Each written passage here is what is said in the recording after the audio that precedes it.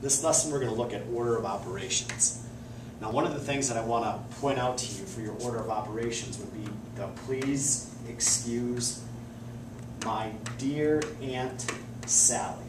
Now that's what ends up standing for the P ends up being parentheses.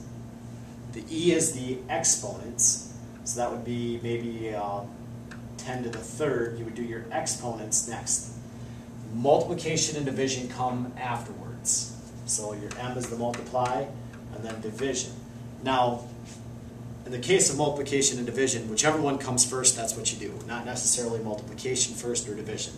The same way with addition and subtraction. Whichever one comes first, that's what you do. So a couple of examples here. When I look at this problem, I know that I have to do 10 times 4 first. Even though it comes at the end, I got to do that first. That would be 40.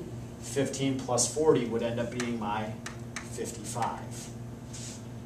When you look at this case right here, you can see that I have division here and then multiplication. So I'll do the division first, which would be 2. Now 2 times 3, which is 6. I look at that, 2 times 3.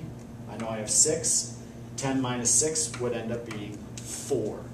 So again, as you look at these, they can be a little bit difficult as they get more operations put in them, and especially when they give you different operations. This problem down here, as I said, your multiplication would come first, then your division would be over here, and then another division, and it goes back and forth. So they can become pretty confusing, so be sure that you take your time on them.